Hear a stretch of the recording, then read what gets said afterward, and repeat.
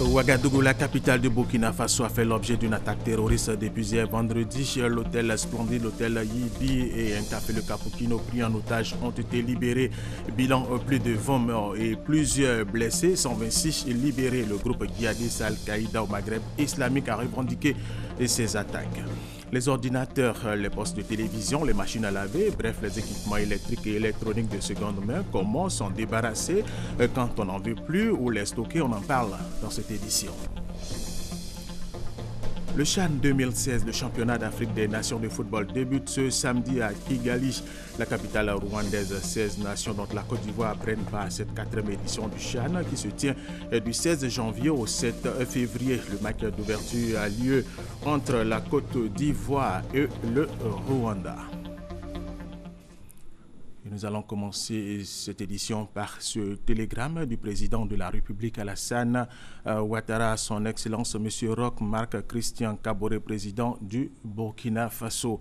Monsieur le Président, oui, chers frères, c'est avec une profonde consternation et une vive émotion que j'ai appris la triste nouvelle des attaques terroristes intervenues ce vendredi 15 janvier 2016 à Tin-Abao, au nord du pays, et à Ouagadougou, et qui ont occasionné une vingtaine de morts et de nombreux blessés. Le Burkina Faso vient d'être à son tour frappé par cette série d'attaques meurtrières dont notre sous-région est victime depuis plusieurs années. Le peuple et le gouvernement ivoirien s'associent à moi pour condamner énergiquement ces actes barbares et injustifiés qui portent gravement atteinte à la dignité humaine et pour témoigner notre solidarité au peuple frère du Burkina Faso. En ces instants tragiques, je voudrais exprimer à votre Excellence, au peuple burkinabé meurtri, ainsi qu'aux familles des victimes, mes sincères condoléances et vous prier de transmettre mes vœux de réconfort et de prompt rétablissement aux blessés. Très haute et fraternelle considération. Alassane Ouattara, président de la République de Côte d'Ivoire. Mesdames et messieurs, merci de nous suivre sur RTI 1.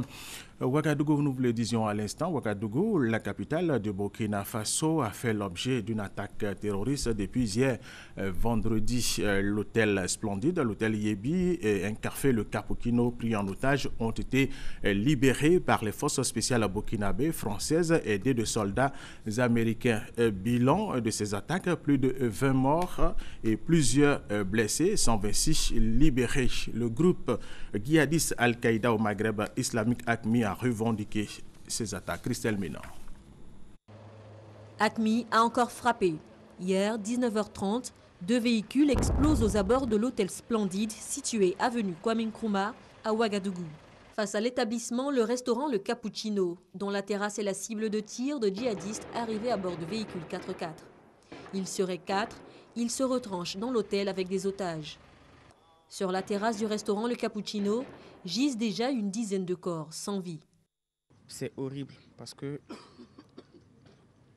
tout le monde était paniqué et les gens étaient couchés et il y avait du sang partout. Et ils tiraient sur les gens à bout portant. Et la détonation, le bruit était trop fort. Au fait, c'est traumatisant. Honnêtement, c'est traumatisant. Et ce sont des gens, je pense, qui sont vraiment méchants. On les entendait parler et ils marchaient autour des gens qui étaient autour de nous. Et ils tiraient encore sur des personnes qui n'étaient pas mortes. À 1h30 du matin, un assaut est donné par des éléments des forces armées et de sécurité burkinabées. Ils sont appuyés par des forces françaises et américaines. Plus de 7 heures d'assaut, au bout desquelles 126 personnes auraient été libérées. En milieu de matinée, on compte déjà officiellement 23 personnes tuées et 33 blessées. 4 djihadistes ont été tués, parmi eux 2 femmes. Le 4e djihadiste est abattu lors d'un second assaut donné sur l'hôtel Libye, situé non loin des 2 précédents établissements. Des établissements réputés accueillir une clientèle d'occidentaux, de diplomates et d'hommes d'affaires. 18 nationalités figurent dans ce bilan macabre. Le président Kaboré s'est rendu sur les lieux. Un couvre-feu de 23h à 6h du matin a été instauré. Cette attaque intervient moins de 2 mois après celle du Radisson Blu à Bamako. Même mode opératoire, même revendication, celle du groupe Al-Mourabitoun dirigé par Mokhtar Belmokhtar et rallié à Al-Qaïda au Maghreb islamique. Même mode opératoire, même revendication. Nous recevons maintenant Alexis Ouedraogo du service politique et international de la rédaction de RTI1. Elle était récemment au Burkina Faso et elle a suivi pour RTI1 l'élection présidentielle dans ce pays. Alexis Ouedraogo, des attaques simultanées, un mode opératoire qui nous rappelle de récentes attaques, dont celle de Bamako au Mali. Effectivement, bonjour Alvor, ce n'est pas la première fois au Burkina Faso qu'on entend parler d'attaques. Vous vous rappelez bien, en octobre 2015, dans l'ouest du pays, une gendarmerie avait été attaquée par une cinquantaine d'hommes, à l'époque appelés assaillants.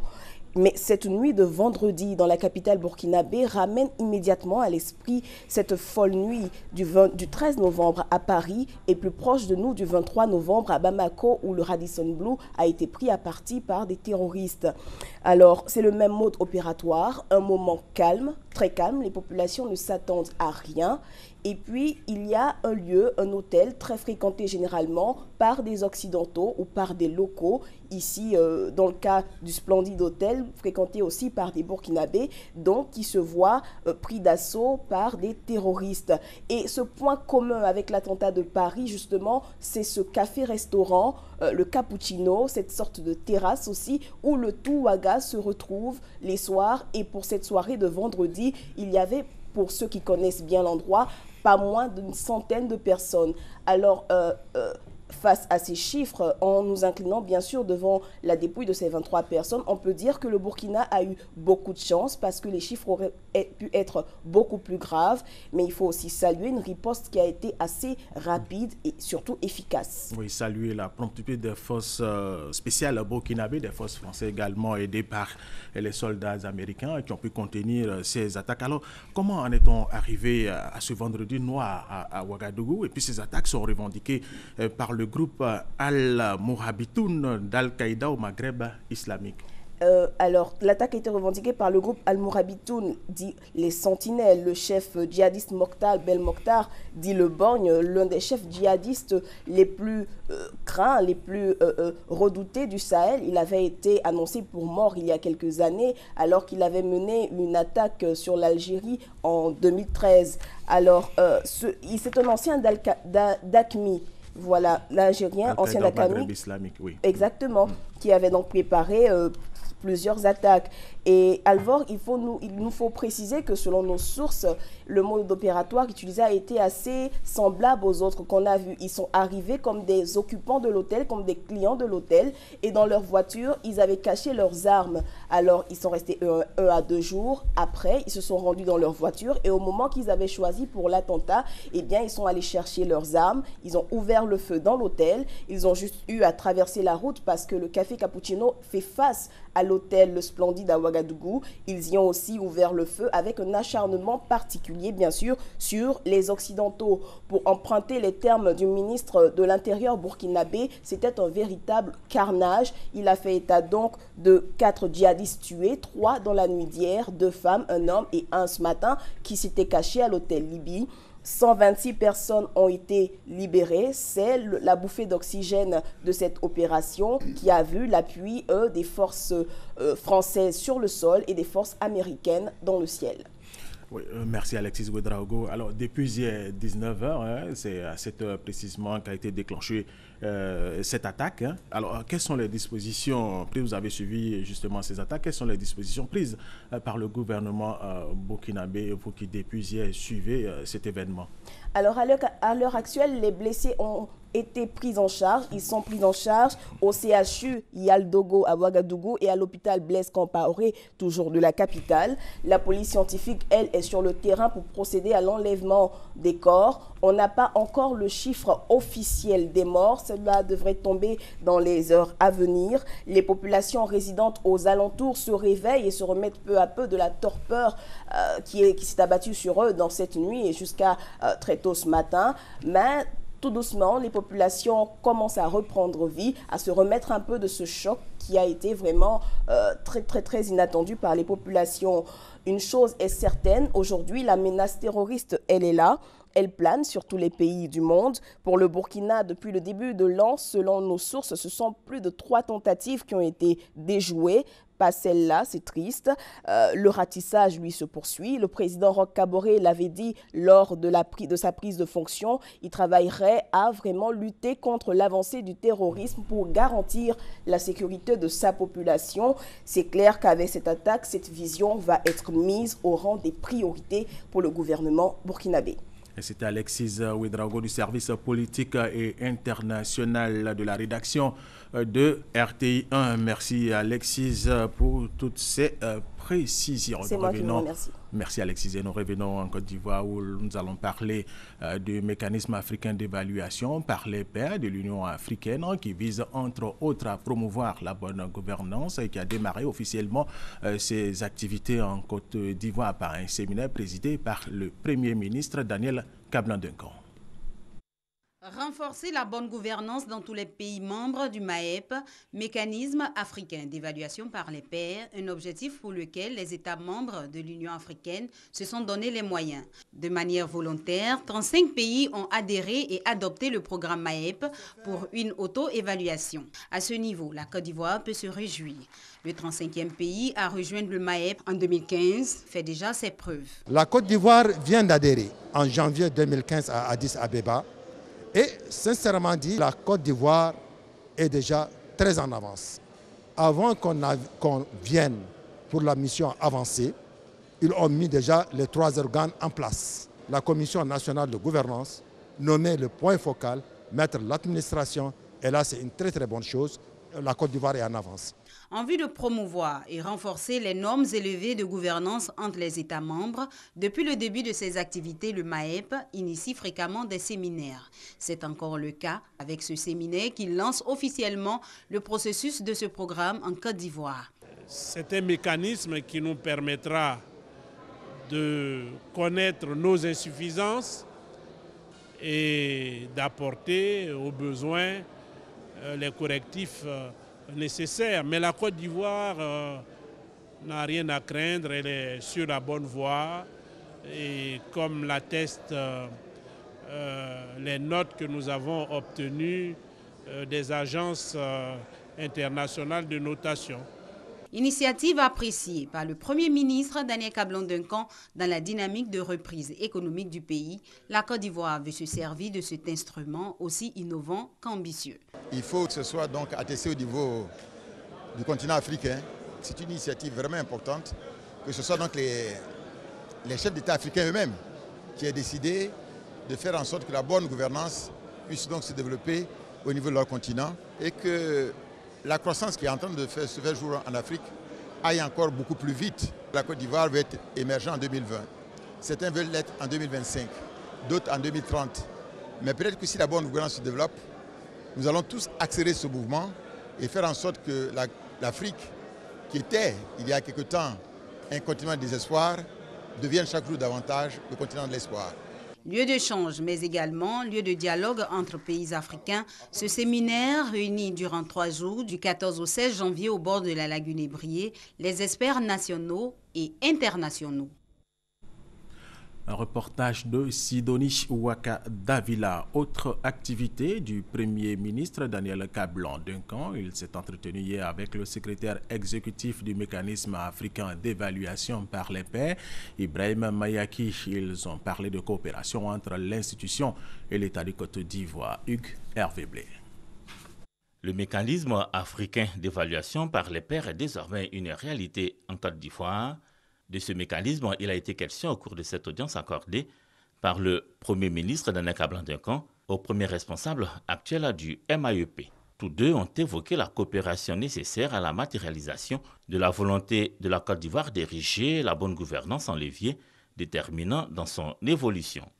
Le mécanisme africain d'évaluation par les pairs est une méthodologie qui a été mise en place par les Africains afin de regarder de manière systématique leur système de gouvernance et de faire des propositions d'amélioration de ces systèmes de gouvernance en privilégiant l'analyse de bonnes pratiques qui pourraient faire l'objet d'échanges entre chefs d'État. Hier a commencé un séminaire. Pour nous, c'est une étape essentielle parce que Cela se fera en même temps qu'une mission avancée et nous sommes convaincus, compte tenu de la motivation, du professionnalisme, de la qualité de la coopération qui existe entre les institutions clés, que cet exercice permettra d'aboutir à un rapport dans des délais records. Le protocole d'accord sur le mécanisme africain d'évaluation par les pairs, la Côte d'Ivoire l'a signé en janvier 2015. Devenu ainsi le 35e État partie, sa commission nationale a été créée par décret du président de la République quelques mois plus tard, en juin 2015. Kaba Nialé, ex-ministre délégué auprès du Premier ministre en charge de l'économie et des finances, prend désormais fonction au ministère du Plan et du Développement. Elle remplace à ce poste Albert Mabry Touakeuse, désormais à la tête du ministère des Affaires étrangères. Les deux ministres ont fait le bilan de leur gestion et situé les perspectives sur la période 2016-2020. Une centaine de femmes actionnaires de la Société africaine pour la promotion de l'EVA et l'industrialisation du caoutchouc s'imprègnent de la bonne gouvernance et sollicitent l'implication de l'institution dirigée par Seydou Elimane Diarra pour régler le contentieux financier qui les oppose à une société de la place. Lancé de Bakayoko à Mississauga. La décision de rencontrer Seydou Elimane Diarra, président de la Haute Autorité pour la bonne gouvernance, a été motivée par l'attente devenue trop longue pour les 422 planteurs d'EVA et leur ayant droit de rentrer en possession des dividendes liés à leur investissement. Nos parents ont pris des actions et aucun dividende a été reversé pendant 21 ans. Bon, aujourd'hui, nous les femmes, on s'est levées, on a pris notre destin en main pour qu'on puisse venir voir notre papa Diarra, pour qu'il puisse nous aider à faire triompher le droit. Nous demandons nos 30 milliards. En l'absence du président Seydou Elimane Diarra, c'est le secrétaire général de l'institution de lutte contre la corruption qui a reçu les manifestantes. Les échanges avec la Haute Autorité pour la bonne gouvernance ont duré une demi-heure et des décisions ont été prises dans le sens d'une gestion efficiente de ce dossier. Nous avons entendu. Nous allons prendre connaissance du dossier et puis nous vous reviendrons. Donc, ayez foi. Là où se trouve la vérité, cette vérité-là, elle sera sûre. Le conflit qui oppose les planteurs à la société Tropical Robert Côte d'Ivoire, TRCI, est né de la privatisation de la Société africaine de plantation d'EVA, SAPH, d'Anguédédou en 1995. Les planteurs réclament une meilleure répartition des dividendes et surtout la révocation du président directeur général Joseph Désiré Bilé, disqualifié, disent-ils, par une décision de justice. Contacté, le président que voici se refuse à interférer dans un dossier toujours pendant devant les juges de la Cour suprême.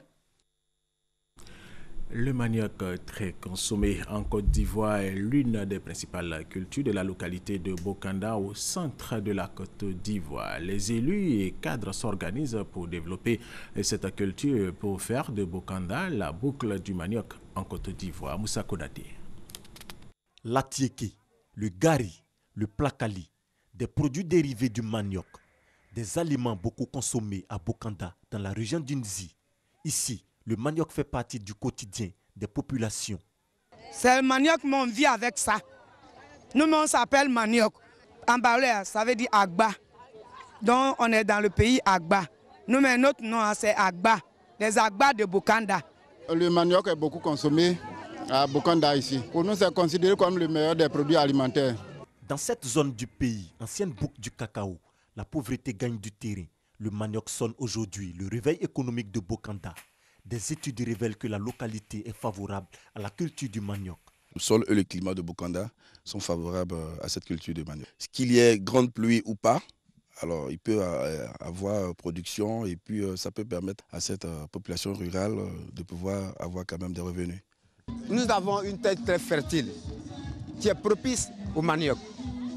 Donc celui qui ne veut pas s'amuser, il va avoir de l'argent pour subvenir à ses besoins. Aujourd'hui à Bokanda, nous avons près de 10 variétés de manioc Les études qui ont été menées nous disent que le rendement moyen de toutes ces variétés va entre 30 et 40 tonnes à l'hectare. Le manioc réussit bien à Bokanda, mais des obstacles se dressent. La transformation demeure artisanale et la consommation beaucoup plus locale. Mais quand on envoie sur le marché, voilà ça qui est regroupé là. On n'a personne même pour payer. Quand on fait à Tico, on n'a pas quelqu'un à payer, ça nous fatigue. Il n'y a pas de machine, on a besoin de beaucoup de choses quoi, pour faire à Tico. Malgré tout, sa culture reste une opportunité d'affaires pour certains. Il y a beaucoup de manioc ici. On vend aussi pour avoir l'argent. C'est une culture très importante. Sur un hectare, on peut avoir 30 tonnes. On peut avoir 200 000 à l'hectare. Le manioc est le troisième aliment riche en calories après le riz et le maïs et l'un des aliments les plus consommés en Côte d'Ivoire. La production annuelle est estimée à 2,5 millions de tonnes et prévoit avoisiner les 3 millions à l'avenir. À Bokanda, l'objectif est affiché, faire de la région d'Unzi la boucle du manioc. Une ambition possible si toutes les conditions sont réunies pour la production, la transformation et la commercialisation. Zéro déforestation en Côte d'Ivoire. La SODEFOR avait réussi ce pari. La Société de développement des forêts s'y attelle avec ses partenaires.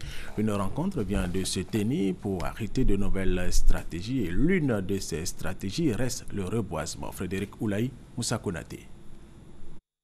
La pratique illégale de l'agriculture dans les forêts classées, une situation à l'origine de la dégradation avancée du couvert forestier. Un mois après le sommet sur le changement climatique, la COP21, les acteurs de la forêt réfléchissent. La Côte d'Ivoire est un pays agricole et cette agriculture, malheureusement, dépend intimement des forêts. Donc, si nous prenons le risque de perdre le peu de forêt qui nous reste, vous imaginez un peu les conséquences. Et donc, Monsieur le ministre nous a instruit pour qu'ensemble, avec les structures de recherche, la SODEFOR, le CNRA, la NADER, nous puissions trouver des solutions immédiates pour des propositions aux populations en vue de tendre vers un reboisement à grande échelle.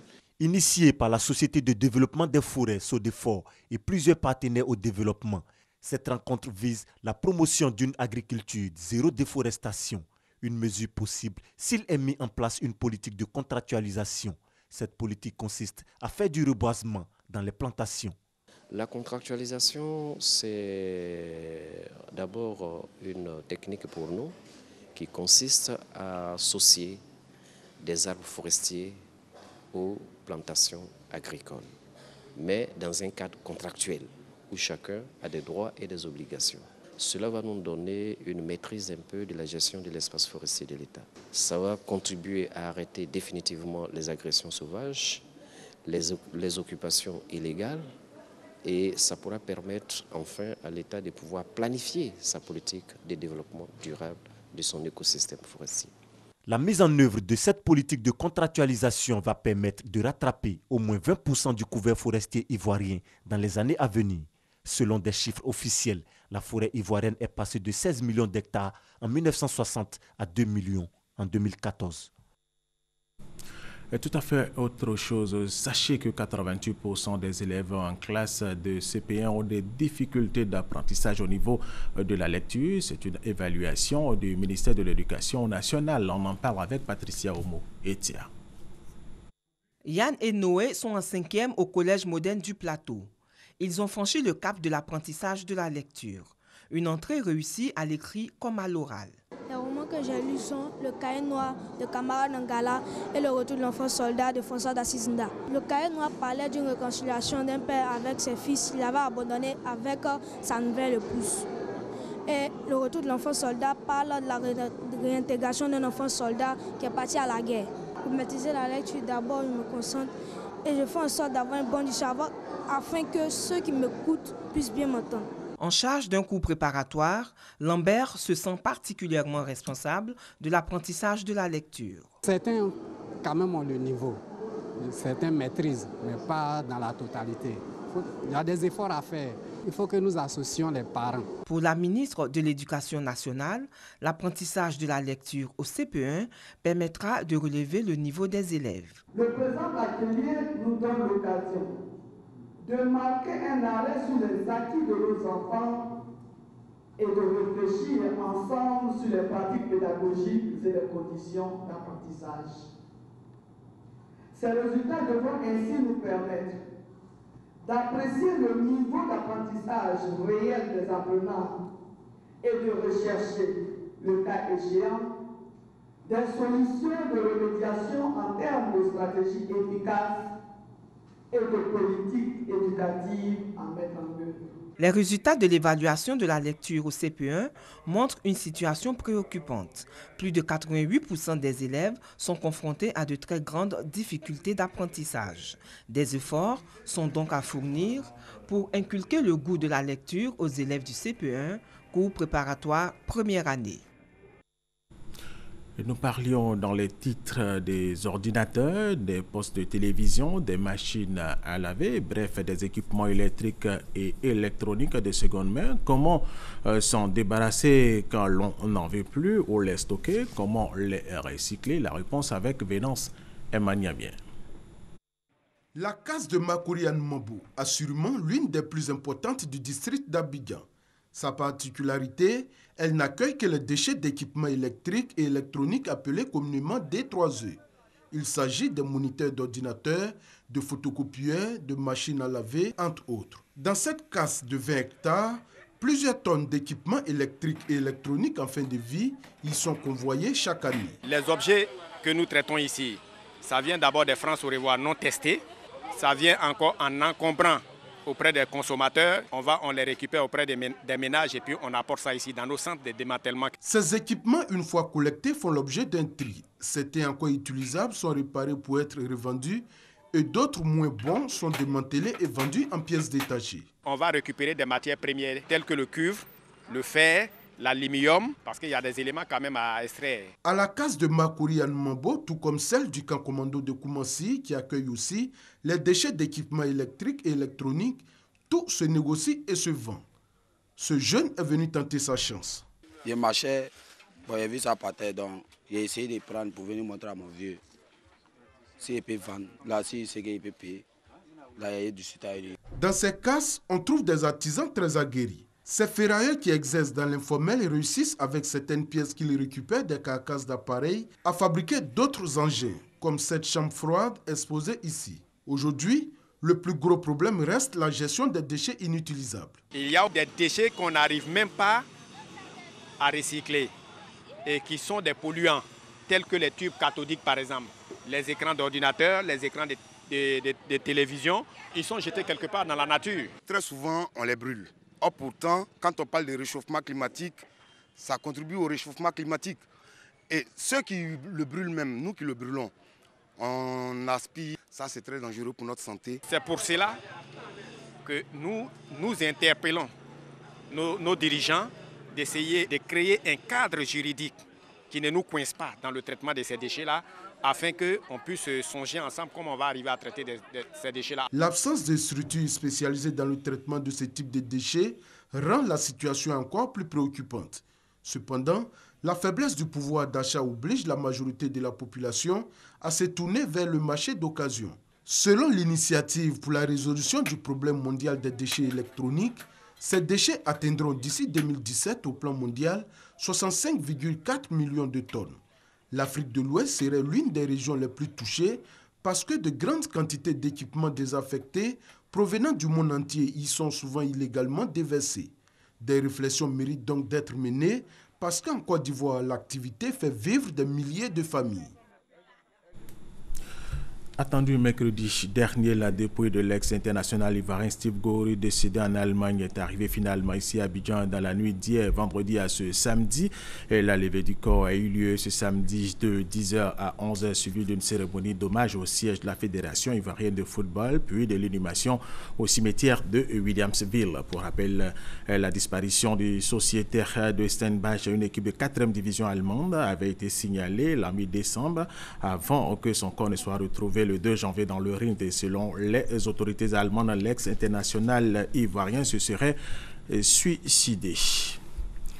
Le coup d'envoi du CHAN 2016, le championnat d'Afrique des nations de football, a été donné ce samedi à Kigali, la capitale rwandaise. 16 nations, dont la Côte d'Ivoire, prennent part à cette 4e édition du CHAN qui se tient du 16 janvier au 7 février. Vous voyez là l'entraînement des éléphants de Côte d'Ivoire qui jouent dans le groupe A avec le Rwanda, le Maroc et le Gabon, et le coup d'envoi a été donné, nous vous le disions à l'instant. Le match d'ouverture a lieu entre la Côte d'Ivoire et le Rwanda. Malheureusement, à l'instant même, le Rwanda mène la Côte d'Ivoire par 1-0 et nous espérons que les éléphants de Côte d'Ivoire vont se rattraper. C'est la fin de cette édition.